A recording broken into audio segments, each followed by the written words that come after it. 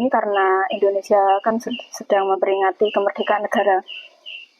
Saya mau bawakan topik yang berkaitan dengan kemerdekaan juga, Pak. Oke, siap. Merdeka. Merdeka. Tapi sepertinya Bapak juga mengamati kalau saat ini tuh situasi lagi panas-panasnya. Iya. Kayak rakyat itu udah kecewa berat sama pemerintahan di negaranya sendiri. Terus akhirnya mereka bentuk kekecewaan, bentuk kesedihannya itu dengan pengibaran bendera Mugiwara dari One Piece. Iya. Tapi kita kan nggak bahas ke sana. Kita kembali ke topik kemerdekaan itu tadi. Jadi yang saya tangkap dari fenomena ini tuh ternyata kemerdekaan itu nggak cuma gelar buat negara. Ternyata kemerdekaan itu tentang apa yang dialami oleh warga negara, tentang apa yang mereka rasakan. Dan mungkin Pak Grace itu punya perspektif tersendiri tentang kata merdeka. Pak Grace sendiri itu memaknai kata merdeka itu seperti apa, Pak? Iya, kalau saya sih makna dari kata merdeka itu sebenarnya saya lebih memilih makna yang aslinya gitu ya, yang kadang malah sudah dilupakan. Di merdeka itu mungkin saya lihat dari lawannya aja ya. Suatu kondisi yang rasa tidak terjajah gitu ya. Jadi orang merdeka berarti kan orang yang tidak dijajah atau tidak merasa dijajah. Itu menurut saya mungkin itu sih, karena bisa juga terjadi ya, kelihatannya merdeka secara fisik, tapi ternyata sebenarnya secara psikologis itu masih terjajah gitu, masih minta dijajah gitu malah kadang gitu. Makanya merdeka itu ya bukan sebuah kondisi fisik sih sebenarnya, itu psikologis. Sebuah sejarah rasa tidak terjajah, atau jiwa merdeka itu sama dengan jiwa yang tidak merasa terjajah. Itu sih maknanya menurut saya. Jadi merdeka itu mulai dari mana, Pak? Ya memang merdeka itu kebanyakan orang berpikir itu mulainya secara fisik gitu ya. Wah, nggak dijajah orang lain, nggak dijajah bangsa lain. Tapi sebenarnya seharusnya merdeka itu ya mulai dari dalam jiwa itu sendiri, setiap insan itu sendiri.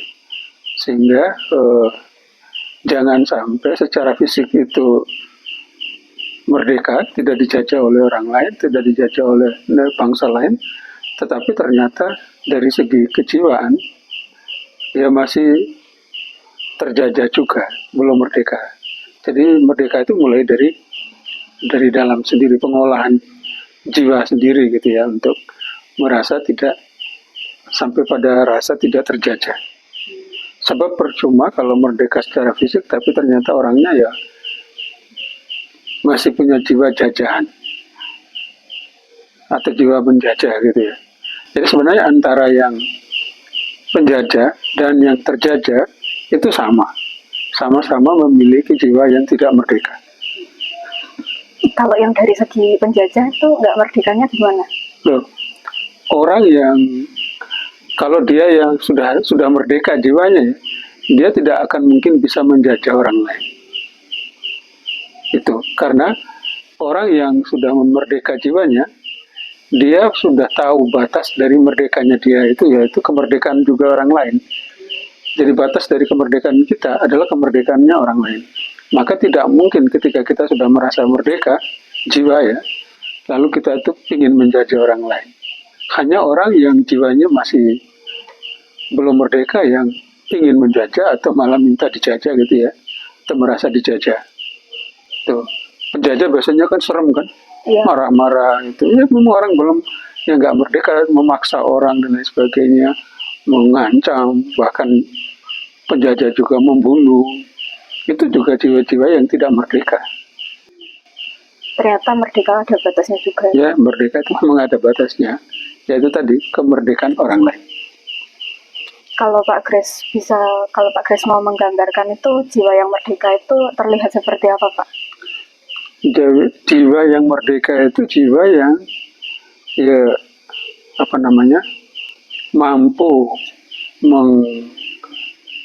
merespon ya semua tekanan-tekanan yang baik berasal dari luar maupun tekanan dari dalam diri sendiri. Jadi kadang ya tekanan dari luar bisa direspon, bisa diterima dengan senang hati, tidak menimbulkan stres. Tetapi tekanan dari dalam itu justru malah membuat jiwanya nggak merdeka. Ya, contoh tadi orang bisa menjajah orang lain karena itu ada tekanan dari dalam gitu ya. Ada keinginan untuk menjajah, untuk mengatur orang dan sebagainya. Lalu pasti itu nanti ya hasilnya juga suatu suasana sosial yang tidak merdeka juga ya. Suasana perang gitu ya, antara yang menjajah dengan yang dijajah gitu. Jadi itu kalau gambaran umumnya itu perang gitu ya. Gambaran umumnya. Jadi jiwa yang tidak merdeka di dalamnya itu ada perang. Di dalam jiwa itu sendiri. Yang berperang apa ya? Antara rasa dengan pikirannya itu sendiri berkecamuk. Jadi itu menurut saya memang treatmentnya atau awalnya memulainya untuk pembangunan jiwa merdeka itu memang pembenahan ke dalam. Olah jiwanya sendiri dulu. Jadi kalau mau dijelaskan caranya kita mencapai kondisi kemerdekaan jiwa itu gimana Pak? Ya, saya biasanya kelakar ya. Jadi kalau mau mencapai jiwa merdeka, ya syarat pertama ya harus merasa punya jiwa dulu ya. Ada jiwanya enggak? Harus merasa punya jiwa dulu. Tapi begini ya Pak, jiwa merdeka itu sebenarnya bisa dicapai sejauh pengenalan kita terhadap diri kita sendiri. Jadi bagaimana kita mengenal diri pribadi kita? Pribadi semua orang itu kan ada 3 unsur ya menurut pemahaman saya. Raga, pikiran, sama rasa atau jiwa itu sendiri. Jadi ini yang perlu diolah. Nah, jiwa merdeka itu ya hasil dari olah jiwa tadi ya. Nah yang diolah apa sih? Yang jiwa itu? Yang diolah ya hanya satu, keinginan-keinginan kita, kemudian kumpulan pengetahuan, kumpulan penegasan-penegasan, informasi-informasi yang udah tersimpan di dalam memori kita yang lalu ada yang dianggap benar, ada yang dianggap salah, ada yang dianggap ini patokan, ada yang dianggap sebagai panduan untuk menjalankan kehidupan. Jadi yang ditata itu orang yang merdeka jiwanya biasanya usaha yang paling kecil dari awal itu bagaimana dia melepaskan dulu belenggu-belenggu dari catatan yang dipegangnya sendiri. Saya kasih contoh ya. Misalnya kalau pemahamannya tentang merdeka itu sendiri aja artinya hanya terbebas dari penjajahan fisik. Ini kan kesimpulan yang dibuat pengertian kemerdekaan itu ya. Kalau pengertian kemerdekaan yang dimiliki seseorang, merdeka itu artinya ya hanya kalau tidak dijajah oleh bangsa lain gitu ya, secara fisik. Otomatis catatan ini, pengertian ini, itu juga mempengaruhi perjalanan hidupnya. Maka dia merasa bahwa merdeka itu hanya itu. Lalu tidak ada suasana seperti yang kita alami sebagai sebuah bangsa ini, nah itu benar-benar merdeka. Tapi ketika itu dirasa kok ternyata kemerdekaan fisik sudah dialami, tapi kok saya masih merasa susah gitu ya, masih merasa belum merdeka.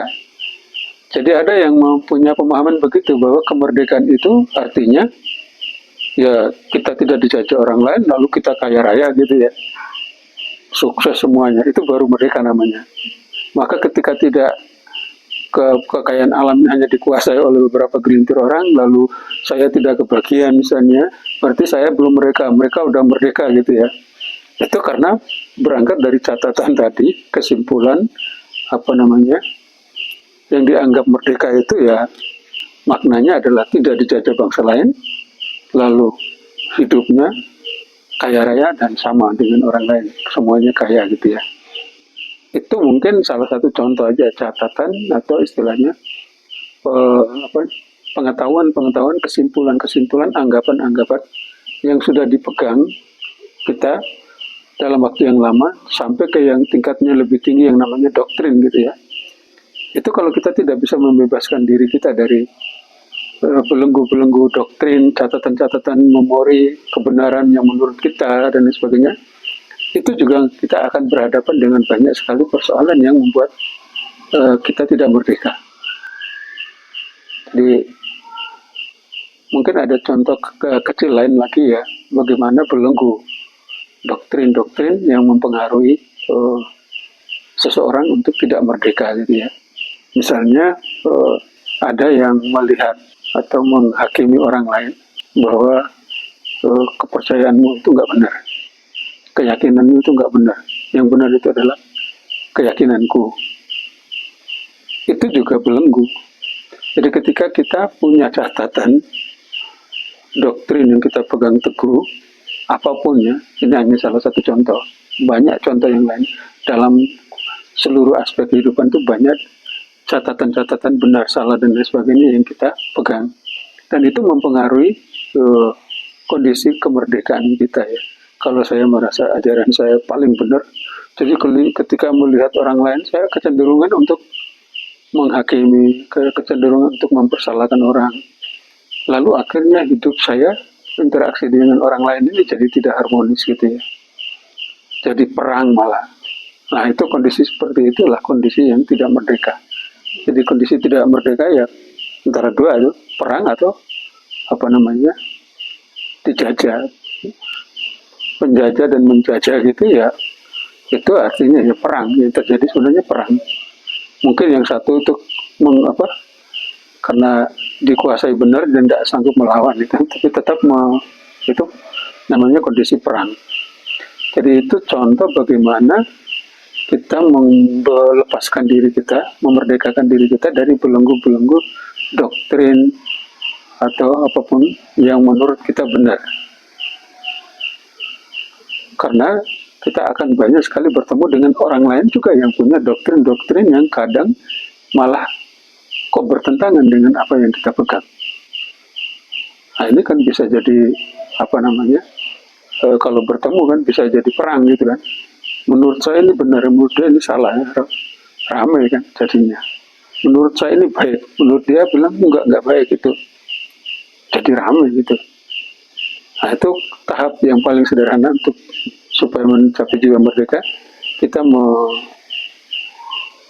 melepaskan diri kita dari belenggu-belenggu doktrin-doktrin atau konsep-konsep benar salah, baik buruk.